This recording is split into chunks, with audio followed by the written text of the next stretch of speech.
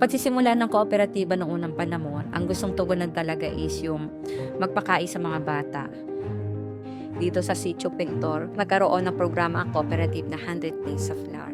Itong programang ito ay ninanais natin na matugunan yung malnourishment or yung hindi sapat na kalusugan ng mga bata dito sa lugar na ito upang maitawid yung ganitong programa. Ang Children and Youth Program, kapokus ito sa programang pangkabataan, malasakit para sa kabataan.